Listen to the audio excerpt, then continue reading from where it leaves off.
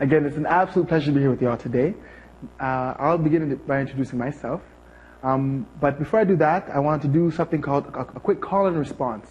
So the notion of a call and response is it's something that's used within a lot of African cultural groups, particularly within the forms of communication and music. And so it's essentially me saying something and then you responding back to me. So I'm actually going to give you a word from my indigenous language called Lumasaba, and the word is mulembe. So I'm going to say it one more time, and then you're going to repeat it back to me. Mulembe. Mulembe. Oh, thank you. That sounds very beautiful. Mulembe. Thank you. So we can stop there. Ese vananga. Oh, no more repeating after me. You could. I'm actually going to introduce myself now. You've greeted me, so I'll greet you back, and you don't have to repeat after me. Mulembe, ese bananga, kita elifasi wenyenya, ese umwana eba masala. So I've welcomed you, nahunyaile. I've greeted all of you and said to you in my traditional language that my name is Peter Wenyenya. I'm a son of the Wamasaba people who inhabit the territory between Kenya and Uganda on the eastern side, and the slope in the Mount Elgin slopes. And our ancestor Masaba is the one that we name the mountains after. And I've said to you, I'm very, very excited to be here with you all today. I'm here at UBC in the role of International Student Advisor, Special Populations and Programs, and I have the privilege of working with some of the fantastic people who are part of AAI and who are across campus and other great initiatives, the International Scholars Program. I also have the opportunity to work with the Royal University Service of Canada, particularly with the Student Refugee Program, and on the Really campaign project to access diversity. It's an absolute pleasure to be here with you today and to be the moderator of this session. Continuing forward, I want to begin by acknowledgement of the land. I'd like to just acknowledge that we are today on the unceded traditional territory of the Hunkaminam-speaking Musqueam people, and for that I give many layers of thanks. What I want to also do, as I acknowledge the land, is share a story which was shared to me, and I've been given permission to share with you today by Elder Larry Grant, who can't be here with us today, but was here with us during the opening ceremony. So Elder Larry Grant tells me that the place where UBC stands today has long been a place of learning and a place of mind for the Musqueam people. As the Musqueam people know it, and I quote, there were several villages sites around Point Grey, and our people use the area and resources for food, clothing, medicines, culture training, spiritual growth, and physical development as warriors. This is a little of how our people regard this place as a place of mind. And end quote. So those are the words of Elder Larry Grant of the Musqueam Nation, whose traditional territory are here today. So I just want to take a moment to acknowledge that because we are here, and particularly because we're speaking about Africa and a place distant from here. So thank you very much for that. And to give you an overview of today's session, of today, it's going to be a pretty dynamic discussion with our wonderful panel here. And so from here, we're going to move into an introduction of the panel. We're going to do a little bit of an icebreaker exercise. And from there, we're going to have the panel take about 5 minutes each to situate themselves in the topics that we're talking about today. From there, we're going to go into about 20 minutes of having the panel respond to each other on a few questions or what somebody had said. From there, we'll turn it back to you to have about 5 to 10 minutes where you do a pair and share. To return to the person who's closest to you and have an opportunity to think about and discuss what you've heard in the discussion. And from there, we'll come back and gather as a large group and have this open floor where the conversation can kind of across the spectrum of the floor. And don't worry, I'll lead you through that. Don't worry, you don't have to remember that. I just want to give you a sense of how we're going to move forward as we're here together. So the next thing I want to do now is provide you with an opportunity to meet some of our panelists and introduce them. So, and I promise you I'm not texting, I just have my notes here.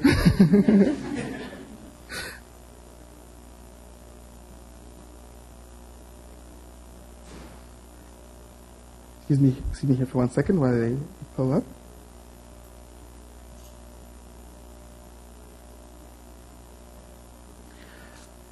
Side of the room, right today, Dr. Shafiq Ramzi.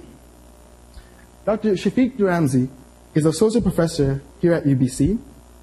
From 2005 to 2010, He served as Associate Director of the UBC Center for International Health and presently is lead faculty for the Global Health Network and the Loop Institute for Global Issues within the Faculty of Arts and lead faculty for the Social Accountability and Community Engagement within the Faculty of Medicine. He's also lead faculty for student engagement within the College of Health Disciplines. His scholarship is interdisciplinary with a focus on social responsibility and accountability in the health professions education and ethical issues around global international engagement initiatives. Please give a round of applause to Dr. Sharik Ramsey.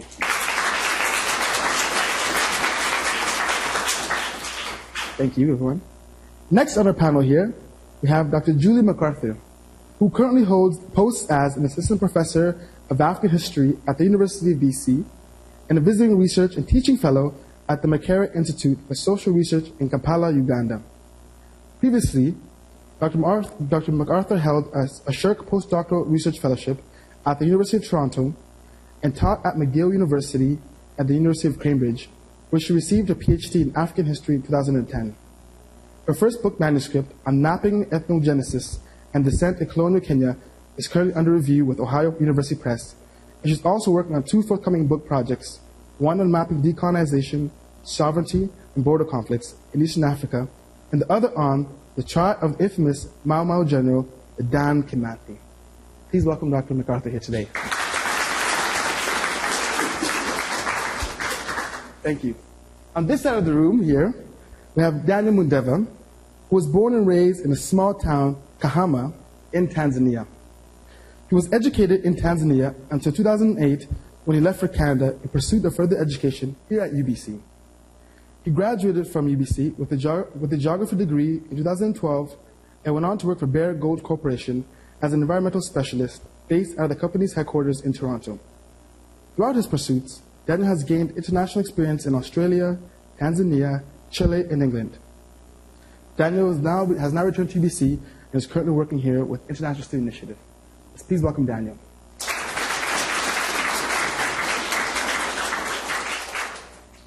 And our final panelist, and certainly not least, we have Tamara Baldwin, who's a self-described learner in action.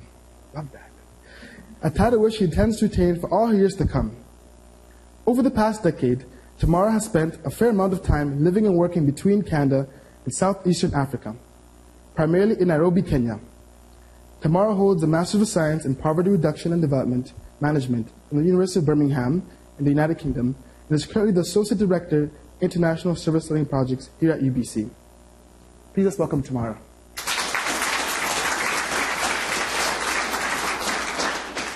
Thank you very much.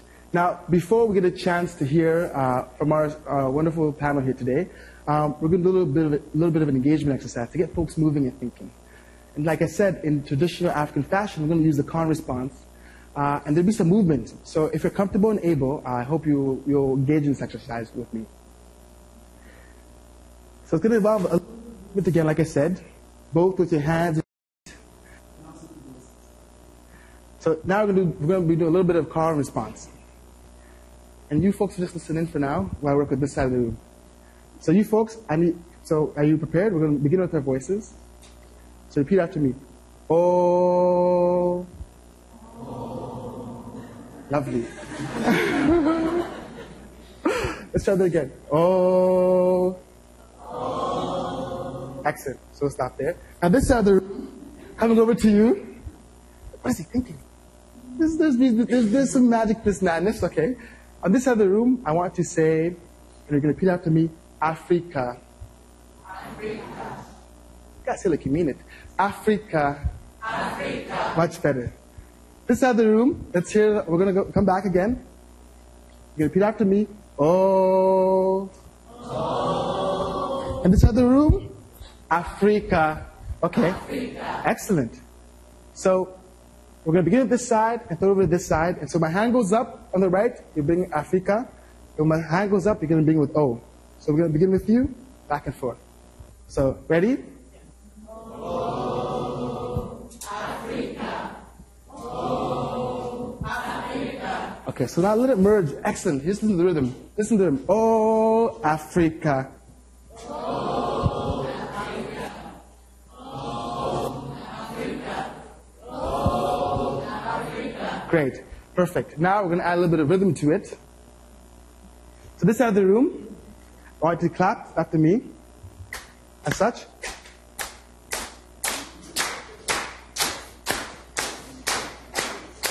And this side of the room, we're going to do some stomps with the feet. Just, if you can, just a stomp.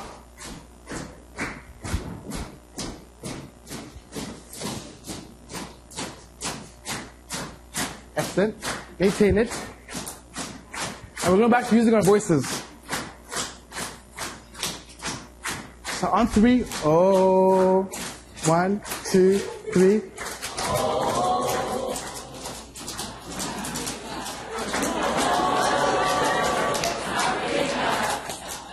Oh, after. Okay. Oh. Oh. Oh. Oh. And we're ending there. So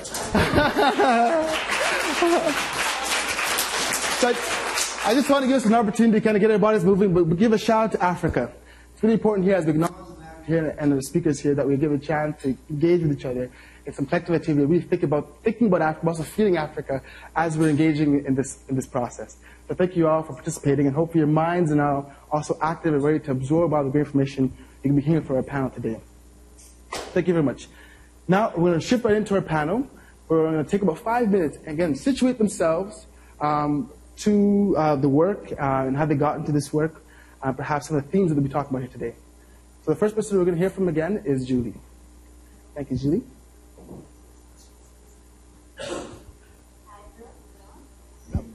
I can project if necessary. I'm a youngest child. There we go. Hi, everyone. I don't know how I'm going to follow that performance, but I'll try. I'll try my best. I'm now thinking I should start all my classes with that. Students, what do you think? Maneo, Kelly, no, not a good idea? We'll try it. We'll try it out. We'll see how it works. Thank you, Peter, for that wonderful introduction. And it was even more wonderful for me personally to hear Mulembe spoken again, because my research is actually in Western Kenya, and my book that you mentioned starts with Mulembe. So it was very nice to be welcomed that way into this space. It reminded me of what I consider now a second home. I've lived in the valleys of Mount Elgon for many years, and miss that space. I think one of the themes for today is youth and youth engagement, and the idea of the youth participating in Africa, writing a new story for itself. And I come at this question, as I come at most questions, as a historian. I'm trained as a historian, so my questions always start to revolve around what are the kinds of historical influences. And for me, the first question that jumps to mind when I saw this topic was, who are the youth? What are the youth? The actual definition of who fits in this youth category is a historically contingent one. It changes all the time. And I think back, I've been working in East Africa for about a decade now, and I think back to some of the ways in which I've approached not only my own research, but the way I've been received. And sometimes I'm considered a youth and sometimes not. I won't tell you how old I am, but I am a professor, so I guess I'm not a youth anymore. But in a lot of contexts in East Africa, I am considered a youth, particularly as I am unmarried. So the way in which youth gets defined, I think, is something we have to think about. And I think, I think back to times in which I've been welcome into elders' homes. A lot of my research is based around collecting oral histories, and so that is very much so engaging with elders about to hear their stories, to hear their accounts of their own histories. But what they're often recounting is their stories of youth. And so there's this kind of intergenerational element that is so intrinsic to, I think, all of the work that we probably do on the African continent. And the idea of generational transition is one that's been a dominant theme within African history, and certainly in the way that I teach African history. I was thinking about this as I was giving a lot of interviews last December with the passing of Nelson Mandela. And he, in his own life, embodied so many of the generational transitions that happened within the struggle against the apartheid system. He was one of the founding members of the ANC Youth League, and then becomes the leader of the ANC, and then becomes its first democratically elected president in South Africa. And his own life reflected those kind of generational transitions. And so when I think about this question of what the youth can do, what the youth should do, I think there's already a long history of that. I don't think it's something new. I don't think they have to invent new ways of doing it. I think if they look to their history, they'll see many examples of the youth actually leading a lot of the dramatic changes and innovations that have happened in the history of the continent. And so I think there's space there to see the kind of innovations that are happening. And just to finish up, lots of time to discuss, so feel free to ask me any questions. But some of you may know me from a film series that I ran last November here. It was called The New Wave in African Cinema, and it was essentially about this question, about how a new generation, a young generation of African filmmakers are asking radically different questions and are using film, using cultural production, in order to speak not only within their own context, but speak to the rest of the world, speak to themes that affect them as Africans, but also just as citizens of a global community. So I think that there are a lot of ways in which history and culture are informing those kind of roles that the youth can take. But we should also think very critically about who those youth are and when you're a youth and when you're not. And if anyone knows whether I'm a youth, I'd love to hear it. So I'm happy to be here and happy to answer any questions when we get to that section. Thank you very much, Julie.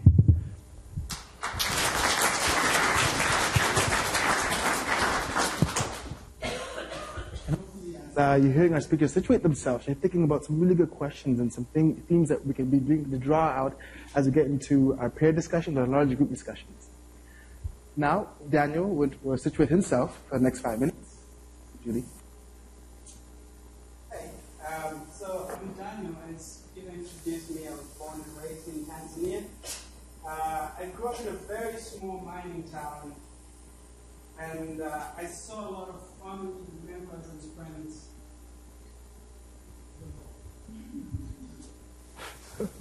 Now, as Peter introduced me, that I was born and raised in Tanzania in a very small mining town, and I say it's small in a sense that it's small geographically, but it has about 600,000 people, so it's not small in a sense of population. And the majority of people who live in that town are youth, so they're young people who move from all over Tanzania coming to look for opportunities, because apparently where there's gold, there's money. I have no idea. So I saw that wave of people coming over, and I have always had interest in how that industry actually affects the population and what kind of impact that industry, which is not very renewable, what kind of impact that industry would have for the future generation. So I have always been interested in sustainability, and that's what I did at UBC for 4 years. And as Peter said, I worked for the mining company, which was maybe still is the largest gold mining company in the world, for 1 year. And I traveled around, and I saw how the operations are run. But then it always brought me back to the youth, from the sense that the youth are the ones who are going to determine the future of the continent. And it doesn't matter which aspect of development you're talking about, be it education or economics, politics, it's all up to the youth. And the way I see it, I think the most fundamental thing that the youth from Africa should keep in mind is that there is a different and unique future for Africa which cannot be copied and pasted from anywhere else. And so the responsibility of youth, especially from Africa, is to dream that future and see it in its uniqueness and work towards achieving it. I don't know if that makes sense. And so tonight I'm hoping to kind of touch on the social and physical mobility of youth, and just trying to see what exactly are the youth chasing, going from rural areas to urban areas. And I think our generation has been the most mobile, moving from continent to continent. What is it exactly that we're chasing? And I would like to go back into the theme of the conference later on during the discussion, where what I'm hoping to see, and you can disagree with me here, and that's fine. What I believe, especially for youth from the continent, and it's the same thing that makes people move from rural areas to urban areas. They're looking for better opportunities. And I said you can disagree with me here. You can say there's more opportunities in Africa. That's absolutely true. But what I want to say is, in the sense of rewriting the story, for people who have moved, especially from Africa to here, there is something that we're chasing. And the people who are still home aspire to get exactly the same thing. So they're trying to get to where the Western world is, the developed world. And that's the dream that most people in Africa are chasing. So what I'm going to talk a little bit about the diaspora. What I'm saying is, for people who are in the diaspora, we have seen what most people back home dream of. They see Hollywood movies and they want to live that life. But we are living that life. So the chance that we have as youth who see that future that most people in Africa aspire to, like getting to this stage which the Western world is, what we have to do is, we have the opportunity, because we live in the future, we have the opportunity to go home or to do work at home, which will kind of rewrite this. It's like watching a movie for the second time and having the opportunity to either edit or delete some things from that movie.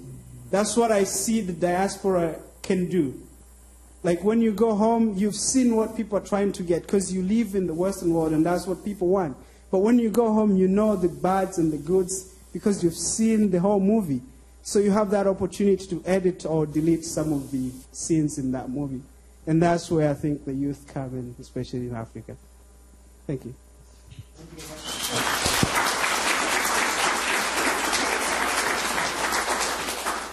Moving along, Tamara. Let's pass this back to Daniel and let him keep talking. But in many ways, I think I'll pick up in some of what you're talking, in that I think we're all seekers, and we're all seeking something and chasing something and wanting to be part of something. And so I think where I will come in on this, to place myself here, it was long before I ever first went to Africa. I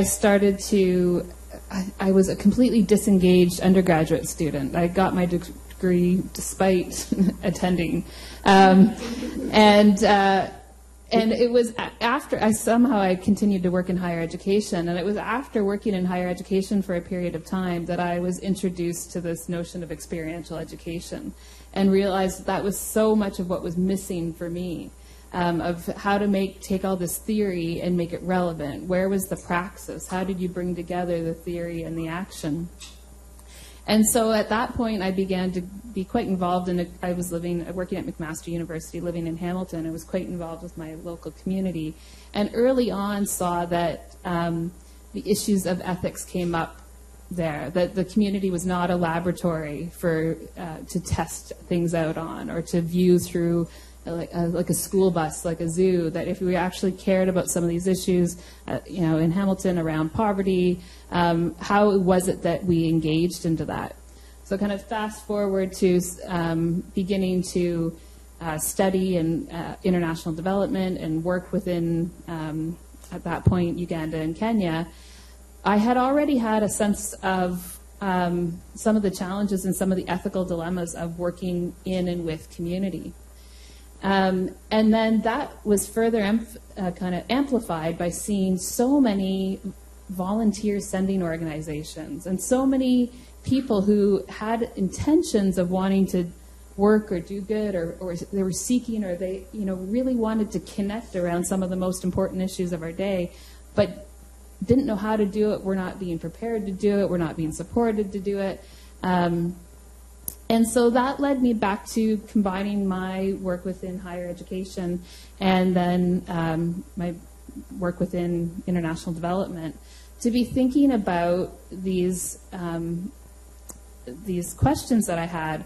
And really where I came to is that if you take any one person, Julie, who now has a PhD, no one starts out as the expert. No one starts out knowing absolutely everything. We all begin and we learn.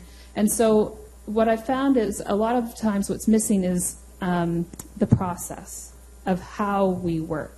So we see a lot of faculties who have courses about content related to things happening within Africa, current issues, and a push from the institution to have this globally connected world and to have global citizens, whatever that means. But very little attention being paid to how does that happen? How do we actually work together? How do we come together? And so that brings a lot into the work that I do now, not being a content expert or a discipline expert necessarily, but really being able to work with communities and community leaders over a longer period of time, and faculty and students to think about how is the work done. That in many cases the process is more important sometimes than the content. So I'll leave it at that. Thank you very much, Cameron.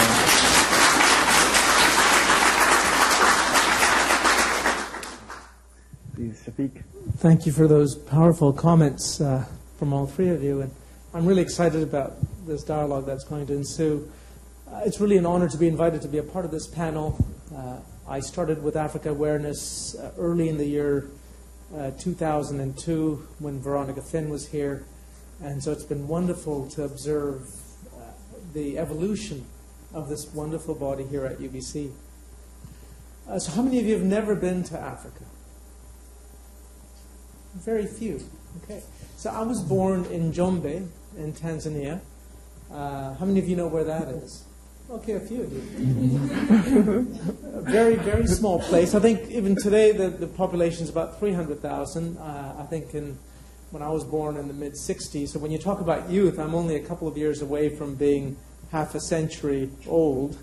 And, the organizers asked me if I could reflect on what the African youth today should be thinking about. And the question that they specifically asked is, how should African youth today be thinking in ways that can enable them to engage in the times in which we live? And I thought, my goodness, you're asking someone to reflect on something that the youth ought to be thinking about, and I'm about a half a century old. And so I'm not sure what I have to say will be of value to you, but I'll try my best. I started to think about the theme for this conference, rewriting the story. And what I'm really looking forward to tonight is to see how you conceptualize that question. Julie comes from a historical lens. I come more from a philosophical lens. So I started to think about rewriting this story. And then I thought about tonight's sub-theme. Who knows what tonight's sub-theme is? Yeah, what is it? Tumaini. Say that, Tumaini. It's a Kiswahili word. What does it mean? Yeah, to hope or to really desire something. And so what is it, I thought to myself, do the youth desire? And Daniel started to reflect on that a bit. And, as we hope and we want to think about rewriting a particular story, we have to recount, from a historical perspective, our previous stories. The stories who make us who we are. So it'll be quite interesting to see what drives us to want to rewrite it. Why should we rewrite it? Why not let a story evolve and just grow? So that's a question to consider. And so when thinking about hope, I thought, well, one great hope among youth all around the world is this desire to seek an education. And so I'm hoping that for some time tonight we'll talk about education for what? And when today we think about our education, we think about developing capacity and skills. But you know, that's very different from developing an educated mind and an educated heart. And I think that that's something that's missing in our reflections today. So I thought about, you know, what does it mean to educate? And then I looked up the African Awareness website, and it talks about global citizenship. Actually, the caption is, involving Africa in the creation of global citizens. And I thought, my goodness, if I could take a pen and start rewriting. After all, Africa is a cradle of civilization. We all came out of Africa, and there's increasing evidence to suggest that. So then why would we want to be invited to be involved? And that's where the roots are. We are the roots. But who is the we? And that's something that I'm hoping that will... So I started to rewrite, and I thought about the subtitle, Africa and the Creation of Global Citizens. But then again, what does it mean to be a global citizen?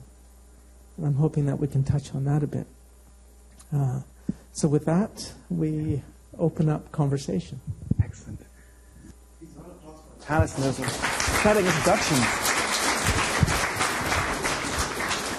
Absolutely fantastic. So if you can allow me, folks, I saw a lot of pens writing, which means a lot of thoughts are being provoked and a lot of great ideas put down on paper. And so what we're going to do is take about 20 minutes and allow the panel to kind of have some engagement with each other based on different concepts that they have already brought up. But before I do that, let me take a quick moment just to recap some of the key ideas that came out of the panel, in case other folks have felt the same way and really want to hear you speak to these things. So Julie spoke about how is youth defined, and the notion of considering how history is also defined at the same time, and really emphasize the notion of intergenerationality, right? So really looking at that, so that span between generations. Daniel brought in the notion of mobility and the waves and the movements between people and across contexts and the importance of that. And how one can be both different and unique yet the same. And really asking the questions, what really does drive the movement between youth, whether within Africa and elsewhere? And the notion of, if this was a movie and you had a chance to edit and edit it twice, what would you be doing with the edit? How would you rewrite that movie, or that scene, or that script? And tomorrow really challenges to reconsider the notion of education, where you're sitting in one place and having information loaded into you, and the notion of experiential and experience, and how important that is, and really touching into the notion of the feeling and the action and the doing. And really reconsidering, what is process? Are we looking at process? We're talking about the things we're talking about today, and the notion of use and the transformation. What are the processes? Who's deciding what process it is?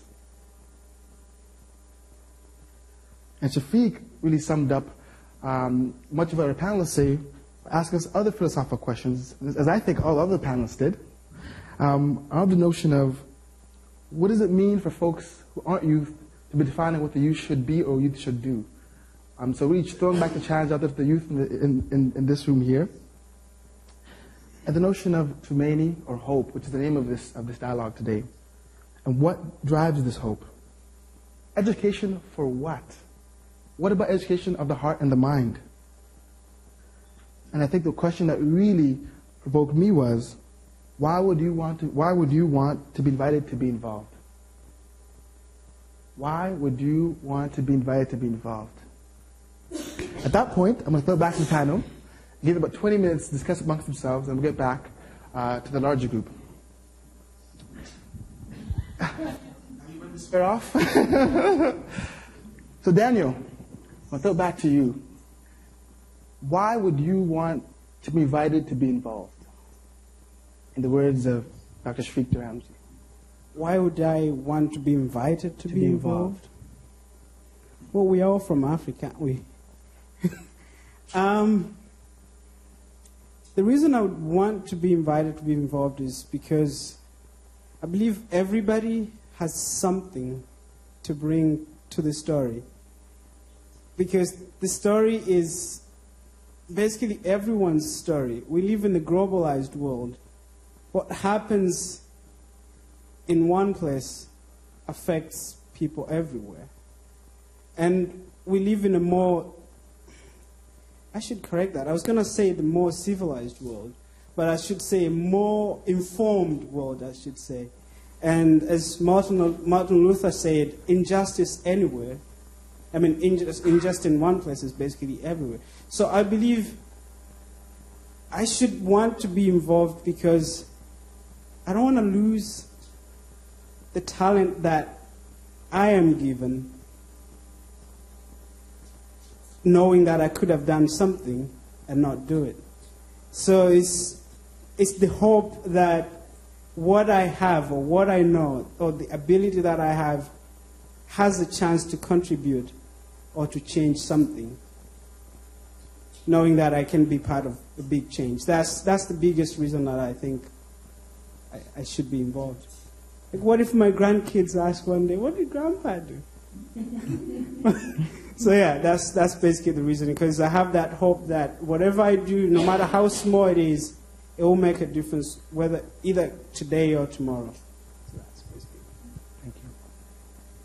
I'm going to direct the same question to Julie. Julie, why would you want to be invited to be involved? Well, I think that it might be the wrong question slightly, and I think Shafiq was pointing to a different question, that is it really about being invited to being involved, or is it already involved from the very start of the question in the first place, right? I think that's what you were pointing to with the kind of cradle of humanity, the cradle of civilization. And if we think about it in the terms of being invited, then someone else is setting the parameters, someone else is setting the agenda, and we're asking to be part of that. I'd like to think that in my classes, and my students can maybe see if I actually do this, but that it's all about reframing the question. It's all about figuring out what the question should actually be. And that so that my, sort of take on that question is not, should we want to be invited to be global citizens? But we already are global citizens, and so what are we going to bring to that debate? How are we going to shift that debate? How are we going to bring our own local experiences to that global context? So not so much about being invited, but rather thinking about setting our own terms for that conversation and for that development. Thank you. Tamara, you really spoke about the importance of involvement, and involvement in a good way. And really looking at experiences. And so, drawing from what Julie said about the importance of the local reality, can you speak to that notion of involvement? How do you work with people to ensure that, as you begin to frame these notions of involvement or participation in some way, that it's done in a way that's collaborative, effective, and reciprocal? Yeah, I think the reason that I've talked about process, and I'm really, kind of tapping off of what Daniel had said before about seeking and about youth, is that youth all over. So again, this kind of notion that everybody, everywhere, is wanting to be part of something greater than themselves, and wanting to be able to tell their grandchildren these stories. And then, so for me, it's about, so how do we do that? And how do we come into that space? But we have to acknowledge the various forms of power and privilege that come with wherever we may be from, whatever background we may be afforded. And so when I think about kind of coming into this idea of retelling the story and talking about process, what I'm trying to do often is disrupt some of the processes or the ways of working that have not been productive to date.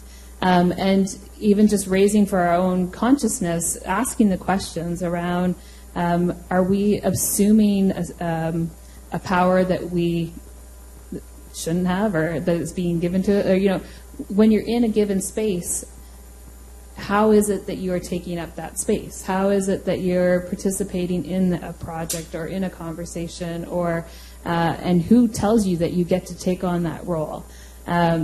So a number of questions to just get us thinking about how is it that we want to come together and collaborate. And so if it is about youth, from across multiple places coming together, we have to think about all of the history that still does exist and all of the power and privilege that still does exist, and try to disrupt that a bit. Thank you. Yes, please. Now, let's open it up to answering it. To add something on the end of that and to tie it into what I was saying about asking the right questions, and I don't want to do a rant. I won't do the rant. If someone wants to hear the rant, they can hear it later. But it reminded me of the Coney 2012 video, which I'm sure you all, most of you are aware of, and how misguided some of the questions that were being asked in that film were.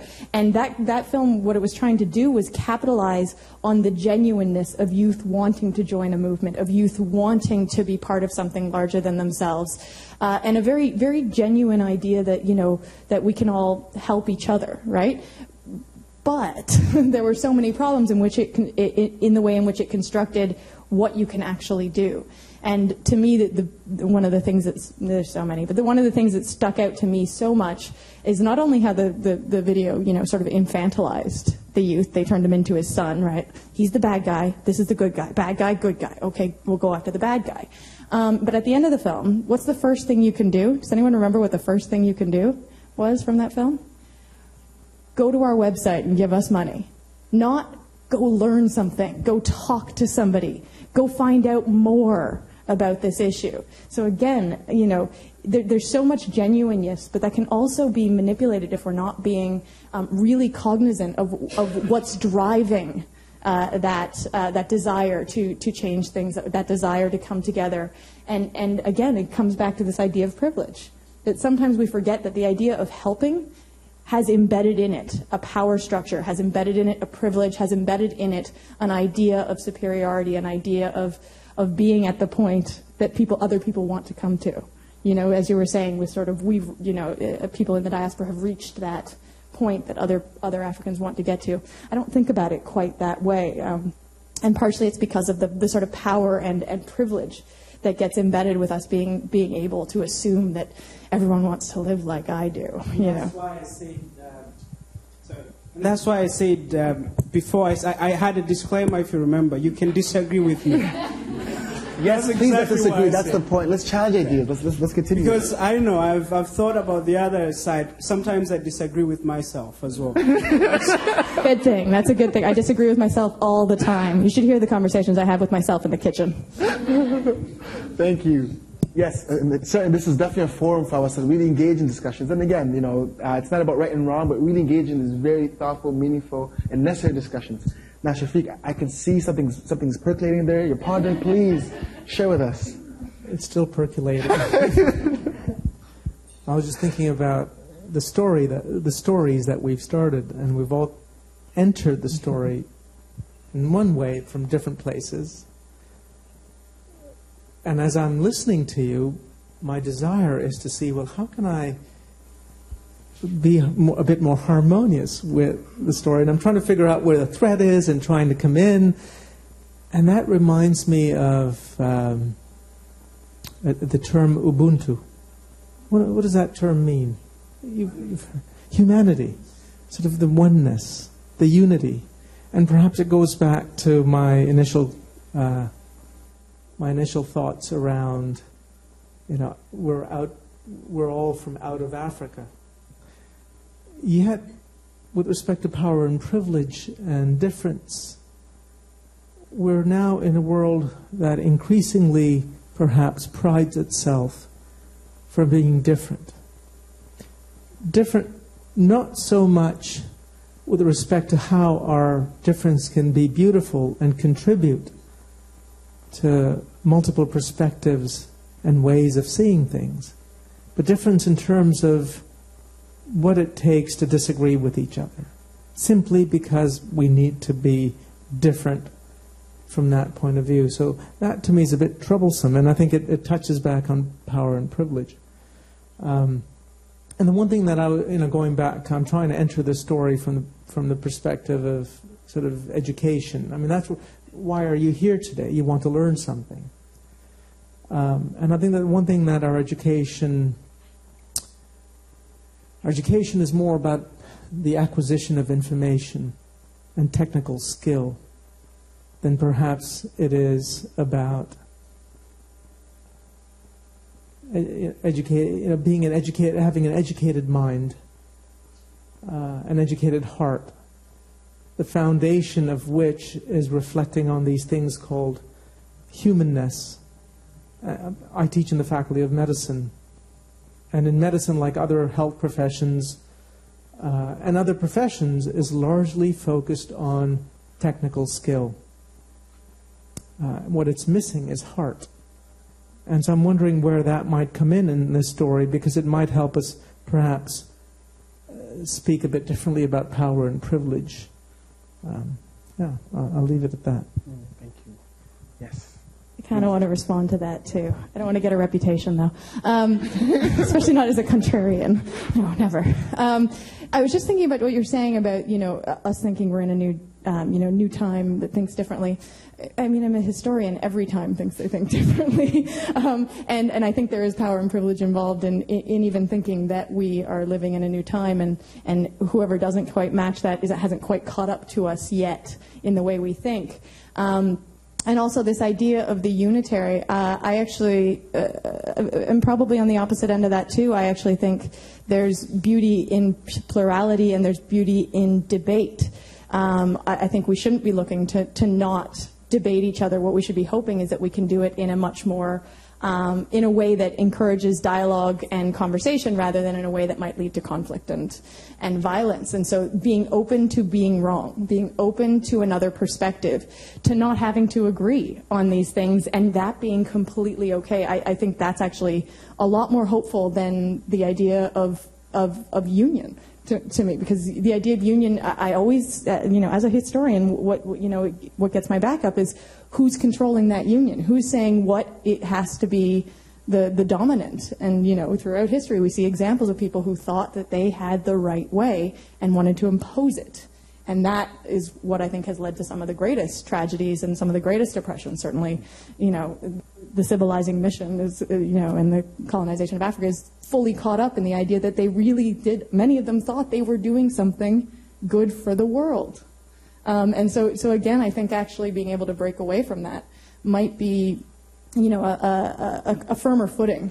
And I was teaching graduate students this summer in Uganda, in Kampala, and they're graduate students from all over East Africa, and it took a while for me to break them into the idea that I wanted them to disagree with me, that I would actually say things in class that were meant to be disagreed with, because they were so used to this power structure that is embedded in some of the ways that they had been taught before, that I was the professor, I was controlling the knowledge, and not that actually I didn't have a right answer for the questions that I was asking. They were meant to provoke. They were meant to not have a right answer. They were meant to have multiple answers, and it's about how you defend it and how you debate it together, that you build a community rather than making everything one union.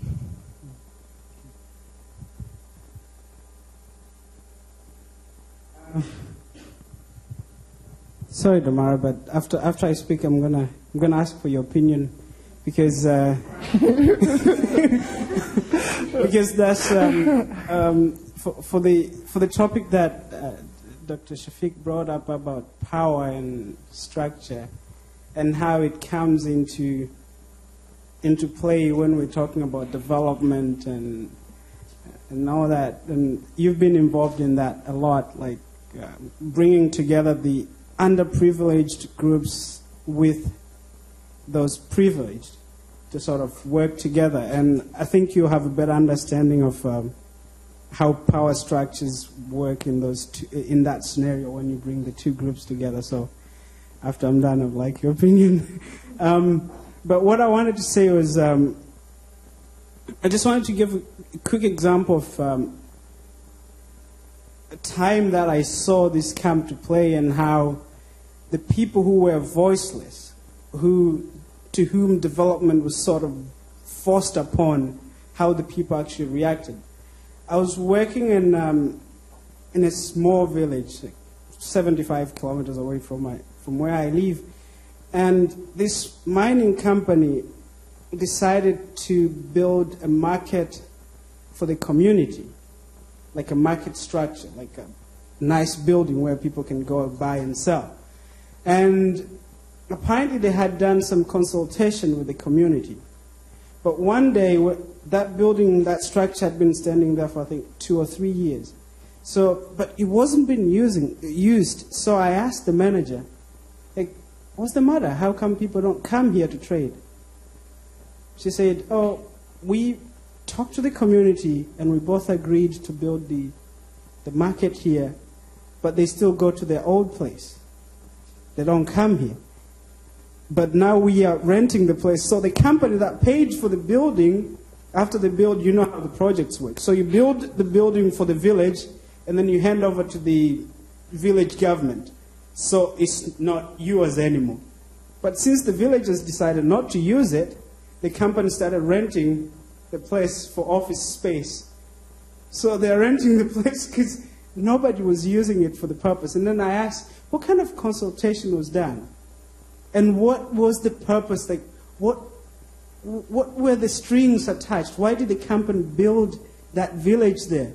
And I found out that the reason they built that market there was because they wanted to move the villagers from a certain area so that they can keep on mining. And the villagers, knowing that they didn't have voice to stop the project, they say, sure, go ahead, build it. So they put about $250,000, and that goes a long way in Tanzania. So it's a huge structure sitting there, and that was their way of protesting. So I was like, there's always those kind of power structure. That's how it comes into play, but how people respond to it is quite different. So if you're ever thinking of doing anything in that way, always know that you're getting the voice of the people you're trying to help. But Dr. Shafiq brought up something very important. We can't just say, oh, I don't want to seem like the savior or somebody who is going to be doing something. There's that humanity into you. You can't watch another person going through a tough time if you have the opportunity to help. If we use the excuse that I don't want to seem like the most powerful person and then sit back and say, I don't want to be in the wrong side of the power structure, then I think that's still wrong. Something still needs to be done. And if I may provoke a thought here, the notion of, because it seems to be power, the notion of power seems to be a very salient point amongst the discussion so far. And so as we have congregated and gathered here today to talk about the notion of youth empowerment, what are we talking about? To go back to Julie's point about, are we asking the right question? So if power is such an issue here, who are we empowering?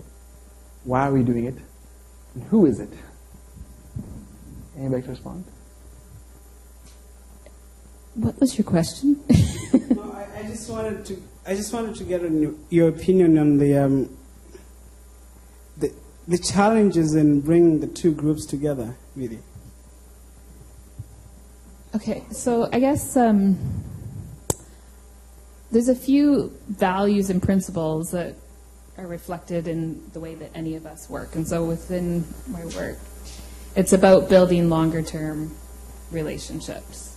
And so I think you could take example after example of development project gone wrong, either because of poor consultation or because it was consultation, not collaboration, or because of protest.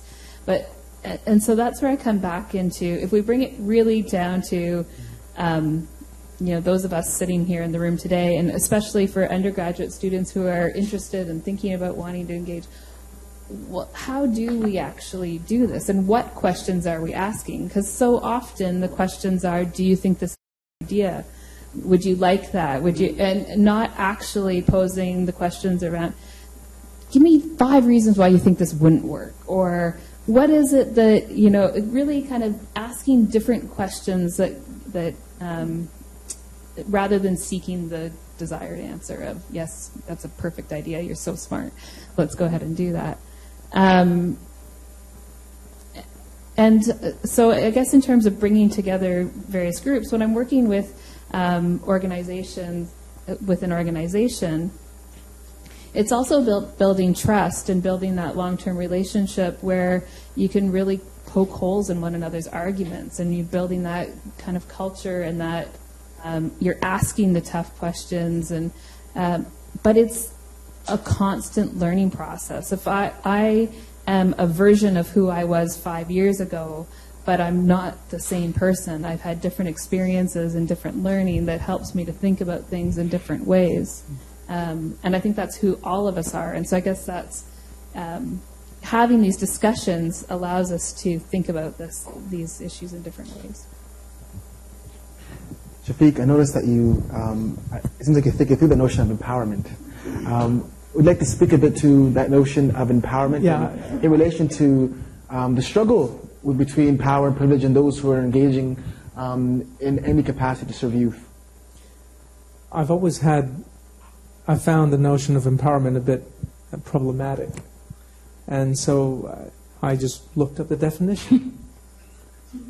It's a simple old definition. What does it mean to empower? Because it's usually, a definition is how we operate with certain concepts. So it's to give someone the authority or power to do something. So I think to myself, well, who am I? And if you were to give it to someone, so someone is doing the giving, so someone holds that power.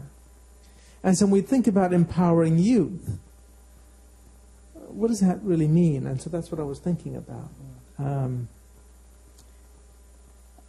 There's so much sort of there's privilege already embedded within the definition of it.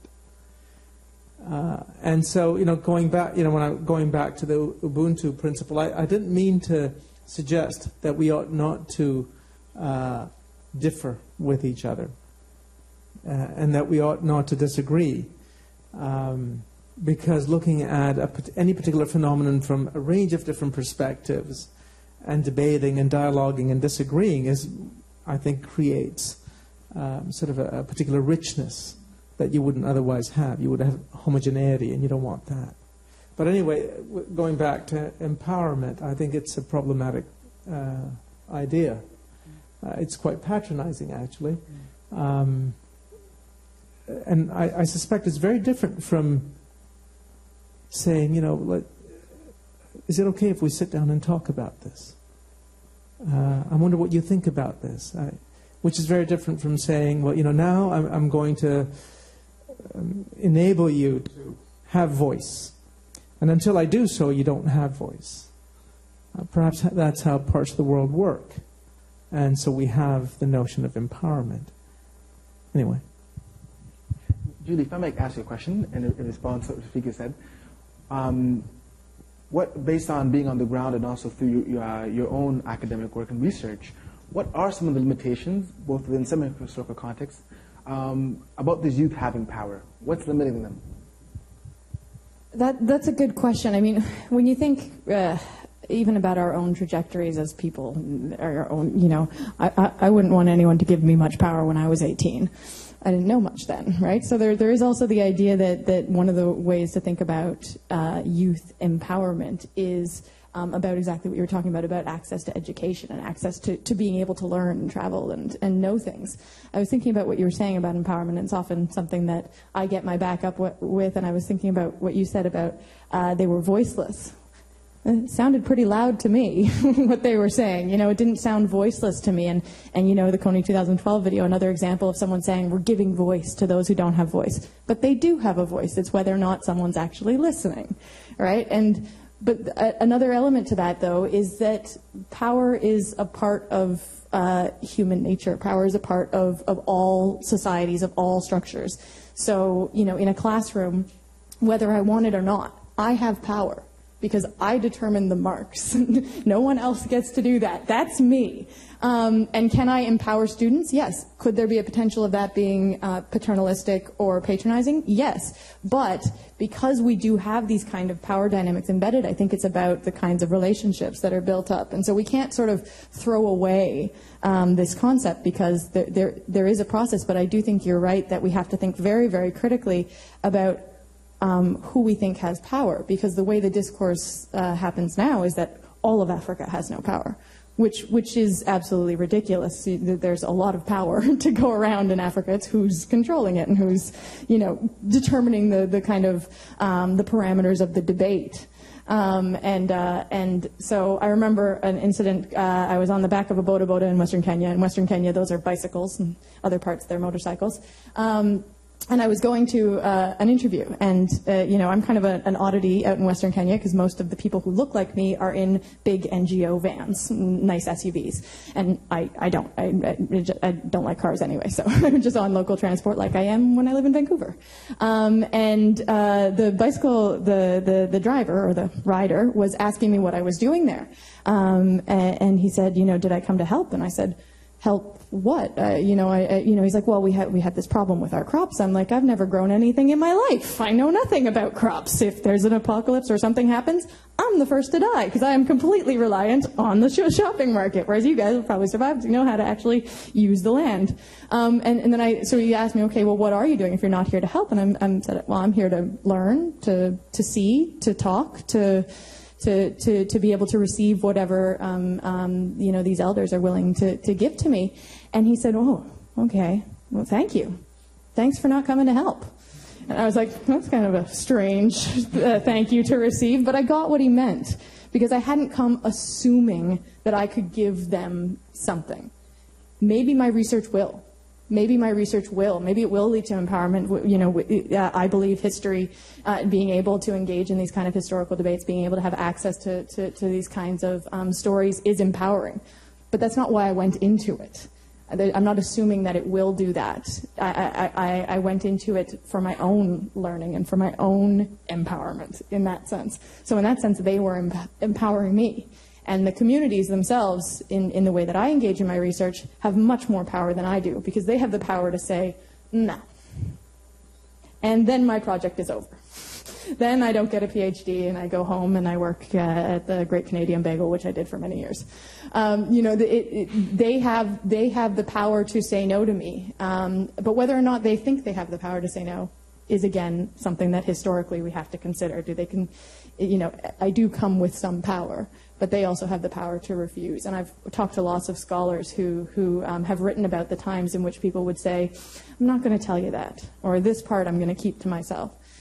And that's the power of knowledge. That's the power of being able to control our own intellectual space and our own process of giving and receiving. And I think when we think about giving and receiving, I always go back to Nuruddin Farah, my favorite Somali writer, who wrote a book called Gifts.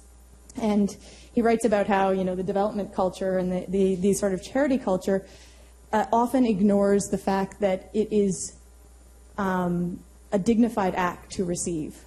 And that once a gift is received, that it actually binds the two people together in a communion between giver and receiver, and that the power relation isn't with the giver or the receiver, but somewhere in between in that process. And I think that's something we've lost in our development culture, the idea that you give and you leave. So the idea, okay, we'll give you this. Sure, we'll take it. We don't really want it. But there's no reciprocal relationship that's actually building up that kind of the realization that giving changes the giver as much as the receiver, and that there's a dignity to receiving. I think I went on a different track on that, but anyway. Thank you. I'd like to hear from the others, but I was just thinking, if I'm going to rewrite a story in my classroom, perhaps I would leave power out. It's a human construct. And perhaps it's been with us. But perhaps we can deconstruct it. Can a classroom function without power? Absolutely. Because if I come in and say, I have the power as teacher, then I've come in and created it, usurped it, and taken it, and now I wield it. But perhaps I could come in and say, what shall we learn? Why should we learn that? How can it be helpful? What would that mean? What might that look like? How can I help? What journey are you on in this learning process? Shall we go there together? We might part ways. I think education would be very different. Anne Fellon, in the Faculty of Education, writes, and I have this, as I was preparing for this talk, I read her quote, and she says that curricula today is immunized from the human condition. and devoid of story. It's devoid of attachment and devoid of meaning. And I suspect that she's likely right if that curriculum has been developed where what we've taken for granted is that the power for that development resides in one particular entity or individual or group. But what if it was a participatory process of developing that curriculum? Where we decide what we'll learn and why and how, and where it might take us, and where we might want to stop and rethink. Yeah. Not to be the cynic, but would you let them mark themselves? Absolutely. I'm sure a lot of students would appreciate that. The problem is that in most of these settings, that's a lot. What you were describing is exactly what I try to do in my classes, with stories, with debates, with discussions with students. Bring out so that I'm not controlling what we're learning. But the problem is that they're also learning is about someone having expertise. So I want my doctor to know what they're doing. Sorry. Maybe we should one thought speak before you throw over the tab. Yeah. This is okay, folks. This is okay. So for me, it does indeed become a problem if I find that I'm still stuck with power. It's never a problem if power's not in the picture. And yes, we do use it in medical school because there is a fundamental ethic, I think, when you think about what one's role might be as doctor. But today, because of that power, we create technicians, not doctors. Because most of our patients are saying to us, there is no humanness in this medicine. Thank you for that discussion there. Tam, please. Imagine we'll be breaking soon. But this is kind of diverting a bit, but this is making me just think, if the question is about youth in Africa and the role of youth in Africa, and we're bringing in power, I can't help but think about just the systems that are in place. So if I think about Nairobi and the unemployment rate and the number of incredibly talented individuals who have graduated university and who are still having a hard time finding any sort of employment that reflects their skills and talents. And I think about those of us who are in this room and have the opportunity to access higher education. We know the world over, those of us who are in higher education will be more likely to be in decision-making roles. So how do we then take these experiences and this privilege and this power and start to disrupt some of the systems that exist? And you've got politicians who have been in place for decade after decade who are protecting their own self-interest, youth who are challenged to, who are coming together with really a lot of passion and a lot of talent, but are still having a hard time bringing that into something that's fruitful for them and their families, and that there's systems that need to be changed. And so I think, this debate around power and privilege needs to continue, but we have to acknowledge that some of these systems need to be disrupted, that the power needs to be shifted, and that we can be working together to disrupt some of that. Thank you all for those great contributions. And before we take a quick break where folks can engage with each other around these excellent discussion topics and where we convene, I want to actually pose a question to Daniel, and you can share that with us before we respond. And the question actually relates to this notion of power and how is it wielded. Gertrude Spivak, who's an eminent figure in post-colonial studies, brought this notion up of, can the subaltern speak? And I think that notion was evoked by you, Daniel, when it came to the notions of power. And it was Julie who said to us, it's not a question of no voice, it's a question of who's listening. As a young person who identifies as African, who has an opportunity here to have a forum and have people listening, what are some of the things that need to be said most effectively? What are the needs there that maybe aren't being heard? Can you maybe speak to some of them through your own experiences?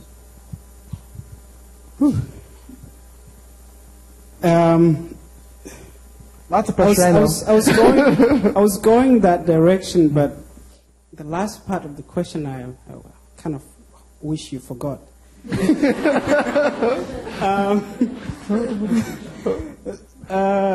Answer your own question, Ed. Disrupt the system. He has no power over you.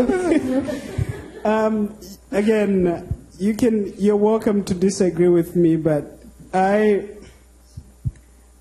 African, obviously. I grew up in an African family, and the way I was brought up, I was never taught to view power as problematic. And that's how I still see it up to this day. And the way I see power as privilege instead of that, okay, now I can do whatever I want with you.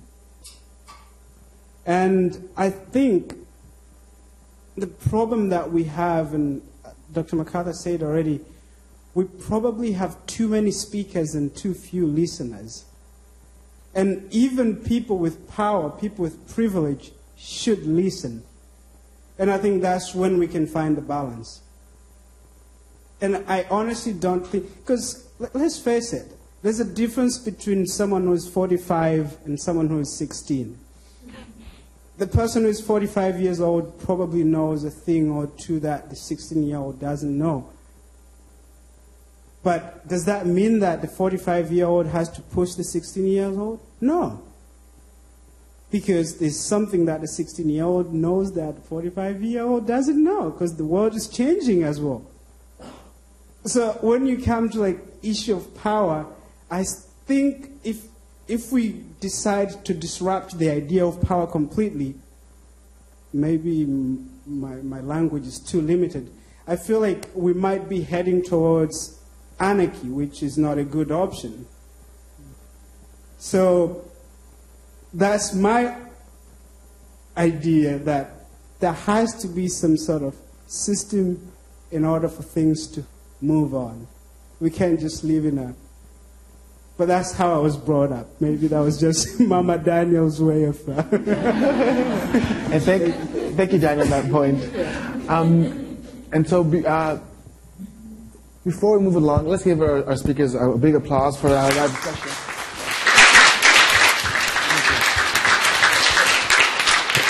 Discussion. So just to give you a quick recap of some of the big themes that came out of this, power is very clear, and the notion of who defines it, how is it negotiated and constructed. The notion of involvement and the need to help, but really being attached to something greater than oneself, but also keeping in mind what notions of superiority lie behind the desires to help and what it means to consider that. But how we can tie that into notions of Ubuntu, or one humanity, or oneness. Of course, the notion of voice, and also who's listening, and this notion of disruption, and what that means. And so, please take us away for the next few minutes. Please don't leave. Of course, you can go and take a bathroom break, or take a quick drink. We'll take 5 minutes. Give you an opportunity to speak to the person next to you, close to you, about some of these topics. That way, as you generate some ideas, we're going to open up the floor, so you have an opportunity actually to speak back to power, because we've had a lot of it by being the ones who are speaking, and engage us with dialogue and deconstruct as we have, challenge as we have, or just a question in ways that you want to. So it's like 5 minutes, and we'll reconvene, turn people next to you, and just have a small discussion of what we've heard so far. So we'll be back in 5 minutes, folks. It sounds like there are lots of good discussions happening between and among folks, which is absolutely fantastic. So we engage with each other, and so we're now going to take the opportunity to give each or some power to speak back to some of the themes, some of the concepts, some of the ideas you hear from our panelists. And so I'll be walking on with the and feel free to ask your question, to challenge, to disrupt, to dispute, to acknowledge, to affirm, whatever. So I'm just going to come around, and as I see hands coming up, I'll just give you an opportunity to ask a question, and you can feel free to direct it to a particular person or to the entire panel. Hello. Perhaps you can stand up. My name is Valentin. I'm a GRS student, and I was wondering what do you really mean by power? Because we were reflecting with my friend Vanessa about this idea of in-group project, how you can have someone that has a say, like more global vision of things, and that can attribute one part to that person and that person? Is that like really power that we try to avoid, or is it kind of already embedded in this idea that we have to work together, so sometimes people have more responsibility than others? Thank you. So I guess to sum that up, the notion really what I'm hearing is power a responsibility? What do you mean by power? Thank you for that question. Well, it doesn't really matter if you're asking me what my meaning of power is, but I really like what you said, and it seems what I hear you saying is that there's a respect and a responsibility that comes with having knowledge, and we're all going to be at various different levels in our thinking, in our capacities, in our knowledge, and how do we respect that? How do we draw on that? How do we help one individual's place in their development, in their trajectory, inform another person's place in that development and trajectory? So to me, that's what I interpreted you saying. So it really, for me, it really doesn't matter what I think power is, but I really like the way you framed it. I think you just paraphrased Spider-Man. Isn't it, with great power comes great responsibility? Yeah, something like that. The essence of the democratic idea is the idea that power is given from the collective, right? And this is something that I think that there is a real striving for in many cultures, although the way that gets articulated is very different. And, you look at laws getting stuck in Congress in the U.S. or some of the statements Stephen Harper makes that I don't agree with and didn't vote for him. You start wondering about how far that goes. But I like what you're saying, because I do think that one of the ways we redefine, because I agree with Daniel that we're not getting rid of power. Power is something in not if I'm around. But I think that it's not about getting rid of power, but how power is distributed, and what kind of mechanisms exist to dissent against power. That's one of the most important points for me. Is there accountability? Is there, as you say, this kind of responsibility, and how is that articulated? And I think, not everyone is going to be the president of the United States. I mean, I guess in your anarchist view, we wouldn't have presidents anymore. Maybe that would work, and we've become kind of attached to our idea of the nation state, and that's the only structure that could possibly manage, to rule over humanity. It's certainly a new construct if you look at the longer history of human societies. But I do think that exactly as you're talking about in a group dynamic, on a project, people bring different skills, people bring different background, people bring different knowledge, and therefore that can infuse different kinds of power within that dynamic. And as long as there's space for dissent, as long as there's space for bringing in those different kinds of knowledge, then I think that you're talking about the distribution of power rather than getting rid of power. Great, thank you. So we'll allow the conversation to end there on power. Thank you very much for the contribution. Sorry? You meant to say that? Great. So been said. Thank you very much. Think about youth empowerment. As we begin to consider what do we mean by power, who's giving it, and I think as Tam eloquently said, how it's also systemically embedded and also distributed. So notions of power. Yes. And please stand up then. Thank you. Okay, so I have a comment. One, I think I agree with Daniel and what Julie said about power. I think one of the things that struck me when I was in university, one of the characteristics of a government is that it has the monopoly on violence. That's the definition that I still remember to date, and it especially was true to me because I remembered in Kenya, on the streets, the government cracking down on protesters, and then I was like, okay, they do have the monopoly on violence. So I think if that's true, then getting rid of government is not an option in a lot of cases, so then we are still going to have power structures. But I think when you're talking about empowerment for a lot of, let's say, communities or people, let's say in Africa, we are talking about opportunities or access. I think that is what would really make the biggest difference. And especially when you talk about education, I think education has the chance to definitely change a lot of lives and give people access to many more other opportunities. So when I think we talk about empowerment, for me, it's really about making available opportunities and choice. That's a big thing, because for a lot of people, they don't have any choice. And when they don't have choice, then they are disenfranchised. So I think that's how I conceptualize it. Now, I had a question, and which takes me back to one thing that Daniel mentioned about Africa, and maybe rewriting the story. Because one thing that's taken as a given is that what African countries are aspiring to. And I think the definition of development, or what other countries should aspire to, a high GDP, excellent infrastructure. So I went back home over Christmas, and I was in a country home, and my grandma, she has a heart. She lives in the heart. If she needs food, she'll go get it from the farm. She produces very little plastic, and if she needs water, she'll go get it from the river. And it did occur to me, she has a land, she has a house, and she's producing very little waste. She is living the life. And for a lot of people who are there, that's very true. But maybe they don't know it, or somebody comes and tells them, you are poor, maybe because they don't have money. So then we have, and that's not only my grandmother, there's a whole lot of people who are like that. They are living the life, maybe they don't know it, or they are being told a different reality. So that's one of my questions then. If we're talking about something that's unique, how do we reconceptualize, okay, and redefine what is unique, or what is it that, for example, we can say, okay, this is what Africans should aspire to.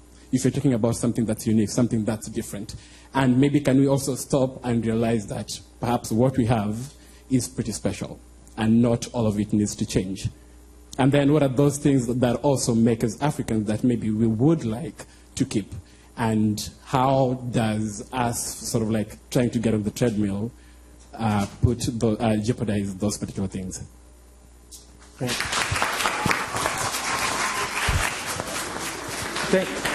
Thank you very much for those comments and sharing your perspectives.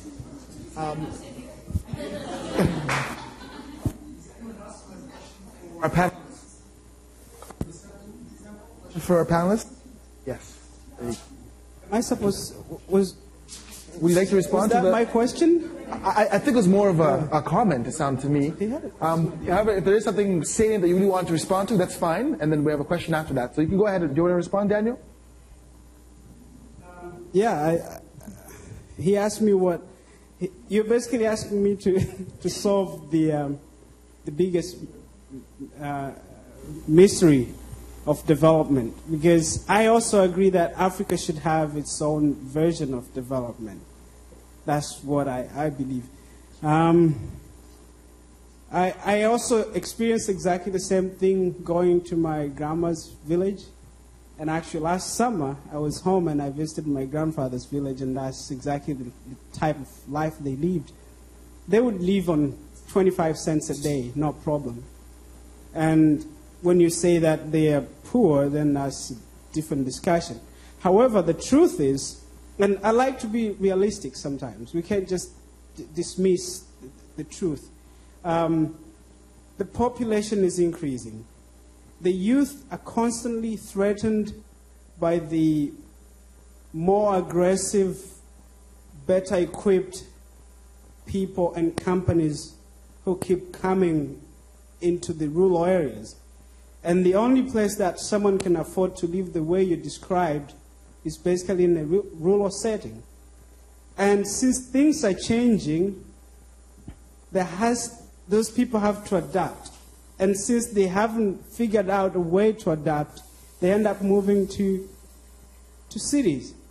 So I think we go back again to education. I was saddened when Tanzania removed the agriculture lessons from the curriculum. But if you go back to the basics, that's how people actually make their living. So there has to be a better way, and I believe we need originality to ideas and activities and everything that we do instead of copying things. And when I say originality, it actually includes movements and ideologies that we're seeing everywhere.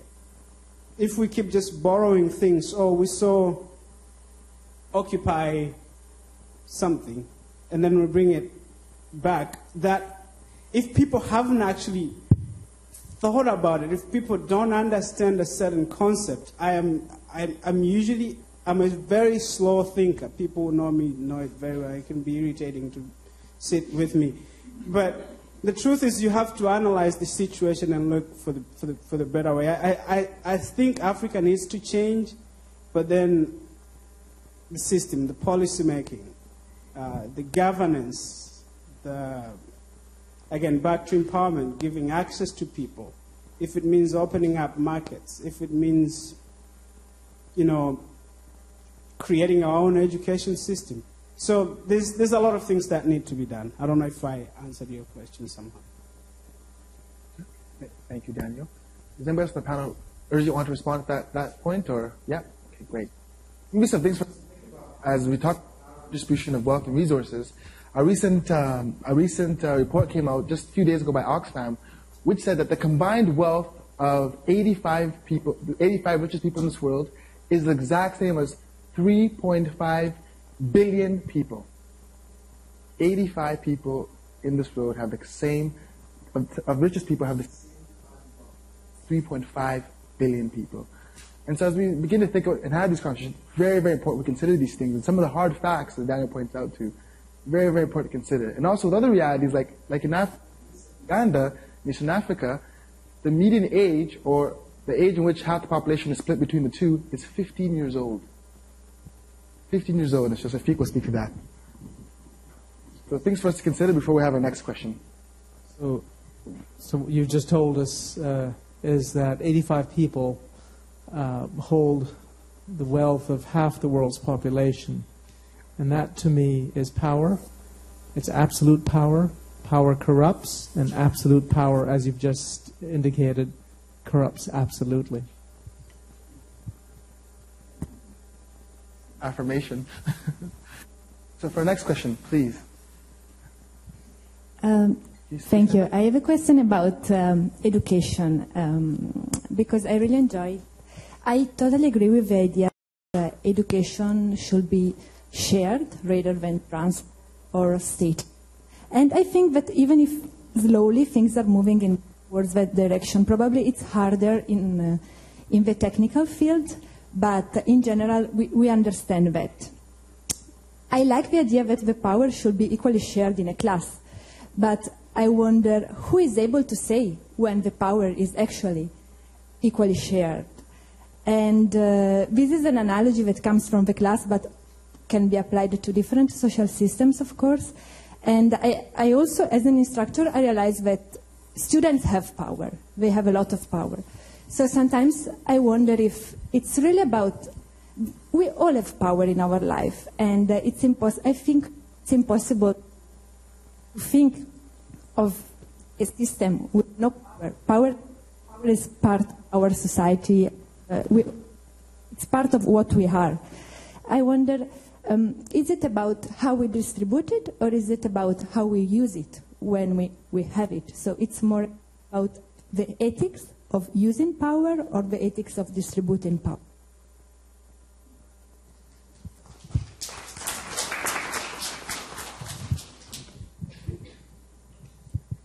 Would any of us like to respond? We're all kind of looking at each other. I would say it's both. That it is about how do we use, every single one of us holds power in some setting, so being aware of that, how do we use it in those settings, but it also has to be about distributing, and yeah, so. Yeah, the classroom is always an interesting place to try and play some of these things out, because there is there's sort of a mass of people, and students have power in their numbers. They also have a great power. I don't know if students know how much power they have in their course evaluations. That determines a lot of our salaries. That determines job opportunities. And, I know personally for me, every time I get my evaluations, I'm renegotiating how I do my course. Doesn't mean I'm making them easier. But it does mean that I'm saying, am I delivering the information in a way that wants to be received? But I was thinking about this question of education, and it was something that Shafiq said that sparked something. There's a very famous Kenyan author named Binyavanga Wainaina, who recently has published an article in response to what was going on in Nigeria, declaring that he is actually homosexual. And this is a big thing for a figure like him in Kenya. Brilliant article. You can read it on Africa as a Country, the blog, or on the Globe and Mail picked it up, the Guardian picked it up, and he's created this series of videos that goes along with it too. And the videos, yes, they're about that issue, and that issue particularly as it pertains to the African continent, but they're also about so much more. And one of the things that he says in the video that spoke to me directly, and well, it's a little bit selfish because it's my own job on the line, but was about the idea that in a lot of African countries and a lot of African institutions, I just was teaching at one in Uganda, technology and science is being emphasized to such a degree that there is a real poverty of imagination happening, and a real kind of suppression of the idea that analytical thought, that creativity are some of the ways in which we're going to actually create new technologies, be innovative in different fields. Obviously for me, that's one of the reasons why I think studying history is important, regardless of what field you want to go into in the future, because it trains you in asking these kinds of questions, in pushing these kind of ideas. And so I really resonated with what Shafiq said about not just learning skills, but educating the mind and the heart about how to learn. And I feel like I'm still ongoing in that process. You know, some people are calling me doctor here. I usually just go by Julie. And one of the reasons for that is that I became a professor because I wanted to stay a permanent student. I thought that was the ideal life. My job is to learn, to read, to write, to listen, and to speak to people. And you know, what a better job, and I'm so privileged to be able to do it. And so I think that idea of education is so important, but it's how we're defining education, and what you said about taking out agriculture is very interesting to me, because in the colonial period, education was thought of as Africans can only learn technical skills, and it was thought that teaching them things like literature or politics were going to be dangerous, and indeed in some cases turned out to be true. The people who led independence movements were the ones who were learning a lot of things in different contexts and different schools, and actually a lot of those leaders came out of that education process. And so the idea of the technical learning versus the kind of analytical learning, but I don't see them as in the colonial mind they were opposing, they were incompatible. Why do we have to agree to that? Why can't we actually see, as you were saying, that technical learning in terms of becoming a doctor is also about learning how to be a good person and combining those kinds of learning experiences, And so I think that when we think about this question of education, again, it does become about power. Who's controlling it? What's the curriculum? What mark do you have to get to pass?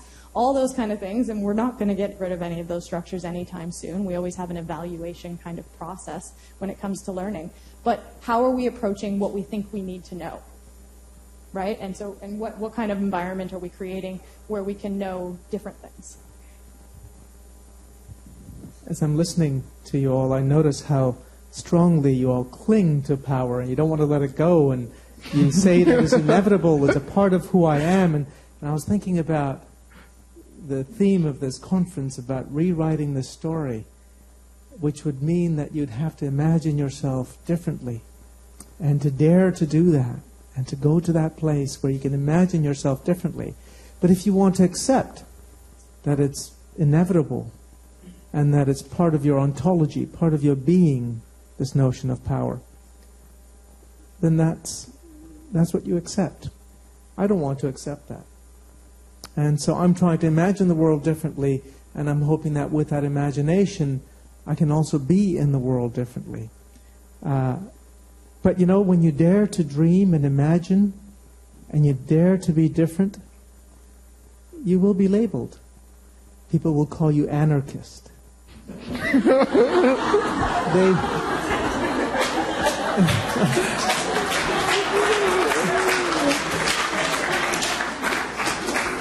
They will begin to wield their power and say, no, that is bad, that is impossible, it can never be. This person is a misfit. We should have him or her as an outcast. How dare you? How dare you? How dare you come and try and change who we fundamentally are, will be, and perhaps secretly want to be. And so let me read to you Ernest Boyer's. Ernest Boyer is someone I would encourage you to look up and read. And he said, and he's calling for engaged scholarship. And he says, in many fields, skills have become ends. Scholars or teachers or professors are busy sorting, counting, and decoding. We're busy turning out technicians.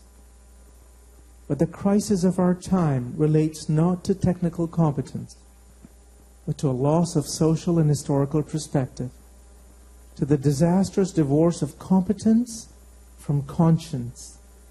You talked about ethics. Once we begin to practice, or our students, they stop thinking beyond the technical aspects of their work. We must be able to make judgments that are not only technically sound, but most importantly, ethically and socially considerate. So when I think about education and I imagine rewriting that, and I imagine not beginning with power or ending with it, but perhaps beginning with intellectual humility, beginning with compassion, generosity, kindness.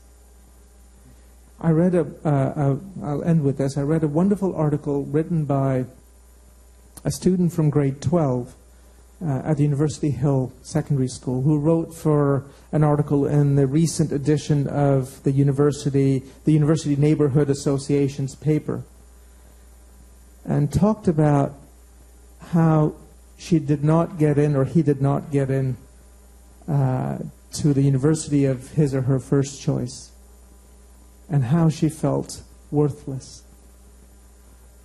She didn't have the grades.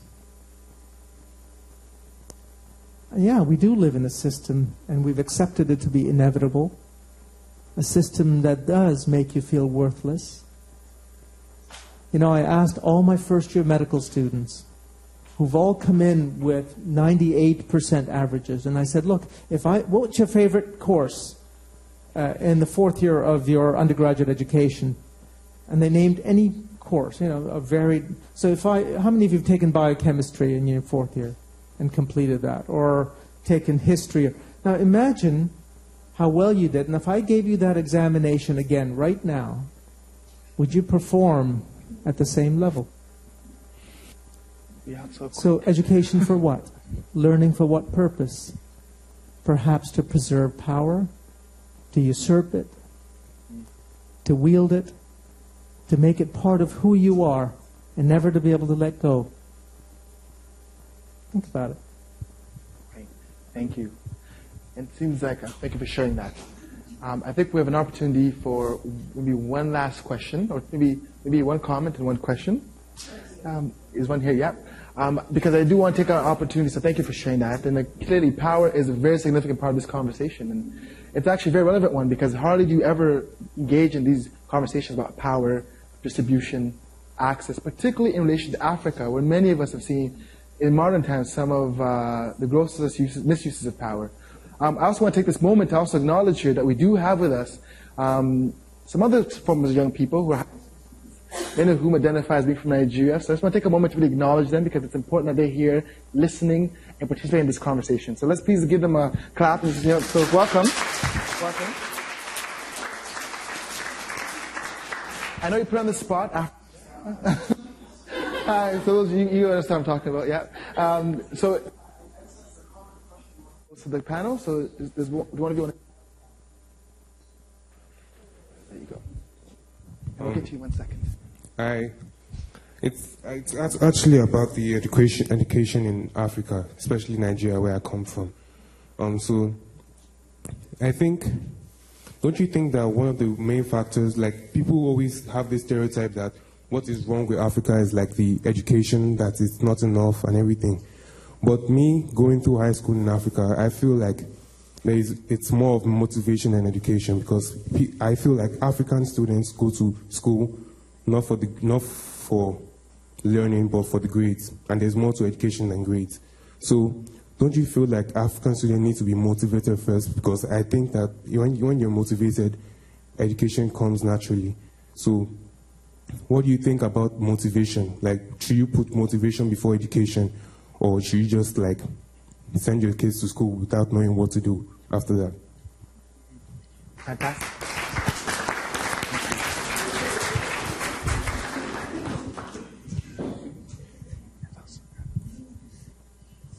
The panelists, anybody want to?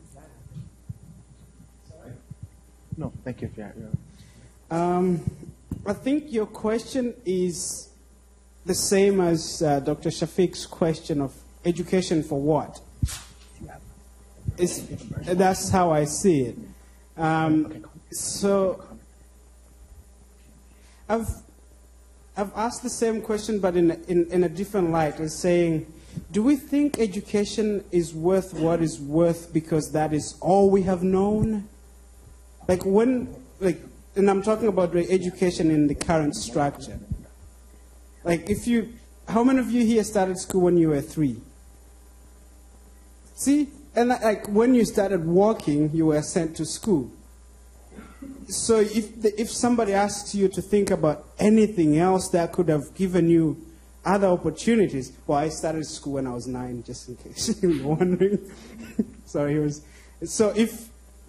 I think one of the reason we all kind of cling into the current system, I think, is partly because we have had time accepting that there could be something better outside the current structure. And again, it's kind of, I'm going to leave it there because of time, and I think that's the main thing that I believe is because we just haven't known anything better, and we are too scared of taking risks, and we think that getting a degree means getting a job. And then at the same time, not getting a degree could mean not getting a job. So that's the fear that we always have. And in Tanzania, actually, I think it was from 2005, the government made it mandatory for parents to send their kids to school. And if your child turned 5 or 6 and they were still home, you would be arrested. So it wasn't just mandatory as in in paper. They would actually arrest people and put them in jail because people were pulling their kids out of school. But I'm going to bring a personal story quickly. I said I started school when I was 9. Oh, I'm bringing out some secrets here. So I'm old, yes. So I had to, my mom had a different way of looking at things. She has 7 years of education, but she also thought that the only way I can get opportunities to compete in the current system, in the current structure, is for me to get a better education. But at the same time, she never lost the way she was brought up, on a farm, working. So she said, Daniel, you're going to look after the cow, and you're going to go to school. You're going to do these 2 things. That way, you get both skills. She didn't put it that way. But that was her message, that school is important, but it is not that, it's not all that there is to life. So my mom would, if the cow didn't have something to eat, she would wake me up at 5 in the morning to make sure that I go get the grass for the cow and then be at school for 7 a.m. because that's when we would start school. So I had no... So that's a different way of, that's how I was brought up, just in case you're wondering why I think power is. So that's what I think, if we allow ourselves to look at the alternatives, I think there is more to life than just school. And that's the way I see things. And you learn a lot more, we all know this, outside the classroom than what you learn in the classroom in the structure you have. Thank you. Thank you very much, Daniel, for that response. One more comment, then we'll wrap up. Just respect all of your time. Personally, I could be here to midnight, but I know that's not the case for everybody in these discussions. And so let's make room for that one last comment as we wrap up here. Thank you. Oh, okay. I will stand up. Thank you. Hi, I'm Tam, along with the GRS class that is here tonight. And it is making me increasingly uncomfortable how focused around the word power we are really getting into tonight. And it just, that seems to happen often whenever we talk about development in sub-Saharan Africa, in our classes with Latin America as well, in the terms of international development. And that has always hugely confuzzled me, because the way I can contribute to this discussion is coming from a Chinese perspective, and I'm interested in Chinese development. And we never talk about power in that way. In Chinese, the word for power is more associated with right. It's a right. And then the second word that comes after sometimes is strength or ability, depending on how you translate it. And it's something that you grab for, and it's something that is a right in itself, and it's just a choice whether I just felt like in a discussion with them, we suddenly realized that there is no Chinese awareness initiative in UBC. And then when we thought about that contrast, what does that mean? Why? And then we reached this point where we were all like, so choosing to look at it through the lens of power puts you in a certain place about how you can conceptualize it. It's a choice whether you want to look at it as power. You can instead think of all these other words that you would like to see those processes or those interactions as. And I feel like in a cross-cultural exchange, it is possible. In my culture, we don't conceive it that way. And if you reach out that way, maybe that's another way to rewrite your story and somehow stretch it towards hope instead. So thank you. I just really wanted to point that out.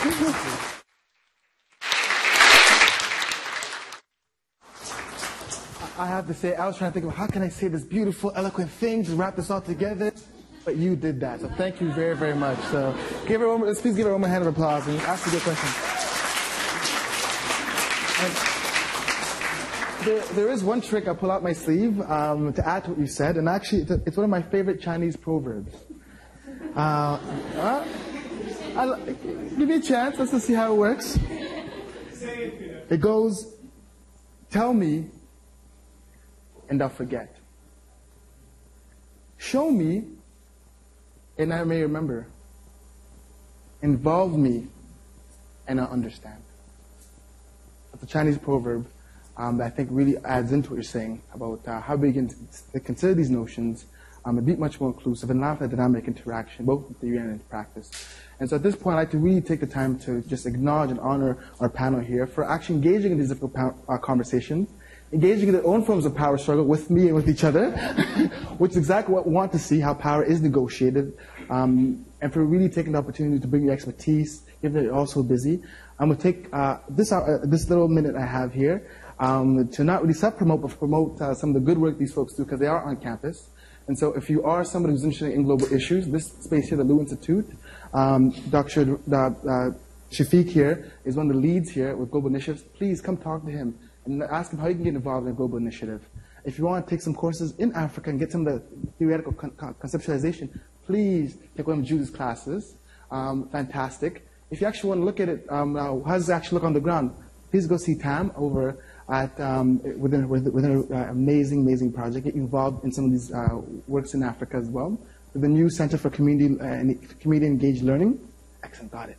And of course, if you want some excellent mentorship, please see Daniel Mundeva over here, a recent graduate who's had some fantastic international experiences and can really speak to the notions and the contestations of, again, coming from the local and engage with the global and what that means and doesn't mean. So with that, thank you all very much for engaging in this conversation. We do have some refreshments outside. Thank you, AAI, for allowing us to participate in your dream. And hopefully this will not lead to the end of a conversation, but for new discussions to be had. Thank you all very much.